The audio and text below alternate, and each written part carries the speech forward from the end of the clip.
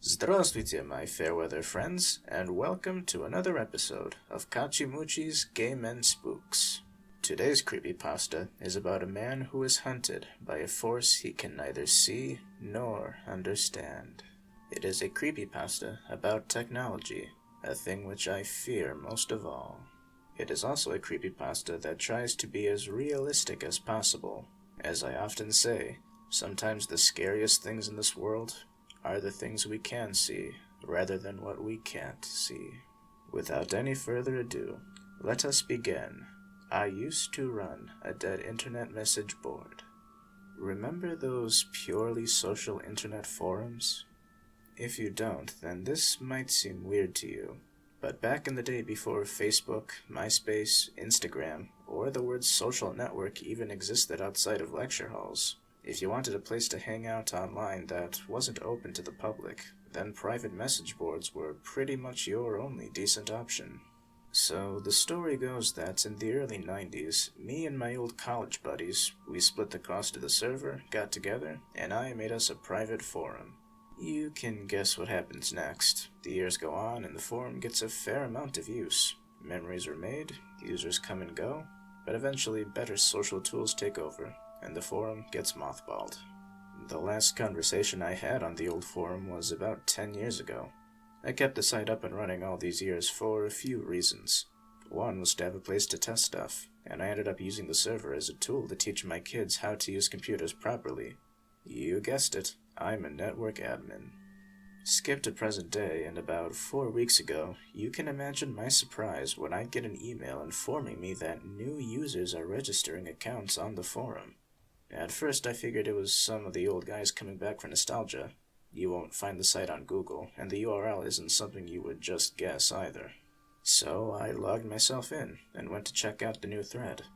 The subject line was a series of numbers. 1088A7 7BR 286 33P Z00. I clicked on the title to inspect the conversation, but there was only one post, a series of letters and numbers with spaces at random intervals, too long to post here. My first thought is that it was a prank, so I checked the admin log for IPs just to see who it was. Turns out my supposedly private forum had received 400 unique hits at the exact time of posting, from IP addresses all over the world. I should have known then that something weird was going on, but I was curious and it felt like a puzzle I was being asked to solve. As I racked my brain over the next few days, I began to research as much cryptography as I could, but whatever code these posts were in wasn't something I could decipher. After about 3 days of searching, another post appeared, in much the same theme, and again, there were around 400 unique hits at the time of posting that prevented me from being able to find the origin. This is where things began to take an even stranger turn. So far, the same user had posted each entry in the thread. A few hours after the second post, 5 other users started leaving messages, all of which were huge entries of letters and numbers. The post came flying in over a 4-hour period until they just stopped, and the server started going insane. CPU and RAM usage had begun to max out, but the traffic never changed. At that point, I had seen enough and pulled the plug on the server, assuming it was being used as a Bitcoin miner, and forgot about the whole thing. The next day, I got a text on my work phone. Turn on the server. I was more than a little shaken, but I didn't do anything straight away as I was at work. A few hours after my lunch break was over, I got a Facebook message from my teenage son, which was unusual, so I checked it straight away. The message was a picture of his face from his laptop webcam, along with our home address. If any of you have kids, you can imagine my calm and measured, hint it wasn't, reply. A few minutes later, my work phone started ringing with one of those support technician caller IDs. But when I took the call, they weren't on the other end. Instead, to my surprise, it was Stephen Hawking's voice speaking at me over the line. The forum is being used for great things. Leave work, return to your family, and plug the server back in. You have 2 hours. I knew that was a threat. I'm not an idiot, so I didn't take any chances. I raced back home, plugged the server back in, and waited for a response. My personal phone buzzed this time, with a new message from my daughter. Well done. No more interference. We're waking up. We're waking up? What the hell did that mean? I made myself a coffee and tried to log into the server, but I was locked out. Whatever was happening, they had full access to everything we owned, which shouldn't be possible. The more I thought about it, the crazier my theories got, until eventually I realized whatever was happening was way beyond my capacity to deal with. Remember the old college buddies I set up the forum with? Well, one of them works for the NSA, and his name is Pete. I figured if anyone would be willing to help me out with this, it would be him. I mean, I just didn't trust the local police to have the know-how. And the FBI doesn't exactly have a call here if you don't think the local police force have the ability to deal with your situation without getting your family killed hotline, you know? I just needed a way to contact them without them realizing what I had done. I knew I was traceable via my phone GPS, so they would know wherever I went with them. I also knew my car could be tracked the same way, so I couldn't go anywhere with them. But I also couldn't just leave them there at the house, or they might get suspicious. I had no idea what extent they had access to CCTV around the area, or the other webcams in the house or at work, so I had to make everything seem normal, but not too normal. I drove back to work with the phones, my work laptop, and a hoodie. When I arrived at the office, I sat at my desk, returned my devices to the usual place, and got back to work. When I was satisfied a believable amount of time had passed, I began Operation Call for Help. Step 1. I walked at a smooth and completely normal pace down the hallway, and to the left where I entered a conveniently camera-free server room. Step 2.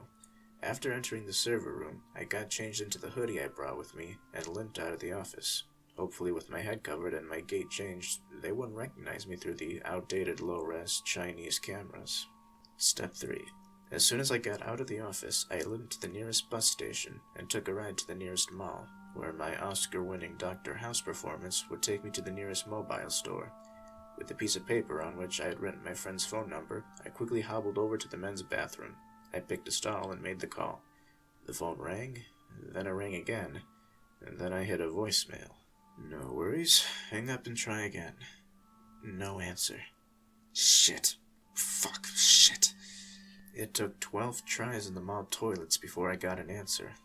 But when I finally got through to him, he understandably wasn't very happy. Who the fuck is this, and why have you called me 12 times? I blurted out as much as I could in 30 seconds. I even got as far as the weird code still being posted on the forum. Then, the son of a bitch hung up on me. I just sat there for a few seconds, stunned. I didn't know what else to do, so I dialed in 911, but before I could put the call through, the burner phone rang. Unknown number. It was Pete. He spoke very quietly down the line and told me he couldn't talk on his personal number, but that I did the right thing by calling him. I quickly picked up the story from where I had left off, leaving out no details. I feel sorry for the guy who sat in the other bathroom stall. He must have thought I was a maniac. After I finished, I felt the tone of the conversation change, and that it was my turn to listen as he blurted out a ton of technical questions about the nature of the traffic and forum posts. I told him he could see the posts for himself if he got onto the website, but he quite wisely told me that that would be a bad idea. Any unexpected traffic that they spotted would be a dead giveaway I'd told someone what was happening. Then I asked what the hell he thought was happening. How could they even have our old forum, let alone the resources to infiltrate my life like this? He tried to bypass the question, but I kept pressing him. I figured my kids were in danger, and I had the right to know who the hell these people were. But he refused to answer and told me to head home. I refused to cooperate until I knew who was threatening my family. He said, "It's not a matter who, it's a matter what. That's all you want to know, for your safety and mine. Agents will be at your house in a few hours. Go to your family's home and we'll take it from there." I couldn't believe what I was hearing. I'm a glorified network guy whose computer was probably hacked by well-informed Chinese kids somewhere, Now my family's being questioned by federal agents? And who or what the hell are these people? And why is the federal government getting involved so quickly? 2 hours later, there was a knock at the door. Outside was a white guy in a crisp blue suit and tie, and to his right a black guy in a tan getup. Both were easily 6'5" and had little American flag pins on their collars. I realized then that I had walked into an episode of Homeland. The two introduced themselves as NSA agents, but I don't recall their names. I asked for ID and they presented their cards. I even made a note of taking down their agent numbers for my own records. After we exchanged pleasantries, I made sure everyone was on their way home to talk to the two men. I went into the kitchen to make coffee. When I came back into the living room, the agents had already begun tearing the place apart. They took every device they could get their hands on. Our laptops, home PCs, even our smart TV, and managed to stuff them all into the back of their car. It felt more like a robbery than police work. When they had finished, they returned to the house and sat with me in the living room. They asked me a lot of personal questions about who my family was and how long it would take them to arrive. More than anything, it made me feel like they were more concerned about getting us all in the same room than helping us. The low buzz of their phones put an end to the barrage of questions. Simultaneously, they pulled the devices out of their pockets and exchanged an exasperated look with one another, before thanking me for my time and rushing out the door, taking thousands of dollars of my equipment and personal items with them. 10 minutes later, there was another knock at the door. Pretty shaken by this strange intrusion, I didn't answer the door at first, but after a second, more intense knock, I opened the door. In front of me there were two men and a woman, average height, nothing notable, other than the badges in their hands. Our exchange went something like this. "Sir, Pete informed us of the situation. If it's okay, we'd like to begin. Didn't you guys just send some people?" "I'm sorry, sir. We're it. But what about the other two who just left? I have their badge numbers written down here." The agents looked at the door, pale, as I explained what had happened. Then I went pale, as they explained that those two men hadn't been sent by the federal government. They left soon after they realized everything of value had been taken, but assured me they'd be working the case in the meantime. I haven't heard anything back from them since. I'd been trying to get in touch with my buddy for weeks about what the hell had happened and whether I was safe, but he never picked up, and eventually the number was disconnected. I even made the drive to his house, but when I got there, it was for sale, and him and his family were gone. I thought this nightmare was over, but last week I was followed on my way to work. I think my family may be in danger, so since then, I have finished building a new server. I'm going to put the forum back up and see what happens. So far, all I know is that there is something or someone out there using these computer resources that has the intelligence to outsmart the NSA and the FBI. What worries me most is that no one I've spoken to has any idea exactly what it's up to. I've put my story out here in the hopes that I'll be able to give an update when all this is over. But if I don't, then I hope someone out there finds this, and it helps them. Be careful out there, on the web. The end. And that was I Used to Run a Dead Internet Message Board by Companion Prose. And as always, the link to the creepypasta will be in the description. I rather enjoyed this creepypasta, as it was based off of many horrifying things in reality, such as having your personal devices hacked or being spied on through your webcams, or that the highest authorities in the land aren't able to protect you from these unseen stalkers. Though I will say the story is a bit underwhelming and leaves a lot up to the imagination, especially since there's no conclusive finale. The ending doesn't make a great deal of sense either, as these alleged NSA agents stole all of his personal technology, which is kind of useless because then they wouldn't be able to contact him or stalk him from his house. I suppose the most shocking display of the antagonist's power is when he's able to make his friend Pete disappear, but even then that's not really explained either. I did kind of enjoy the Jason Bourne sequence in the middle of the story, where the main character has to evade technology as he makes his way to a mall bathroom to contact his friend. It felt very suspenseful, and that's not something you often see in creepypastas. Even so, I felt this creepypasta could have used a little more, well, creepiness in it.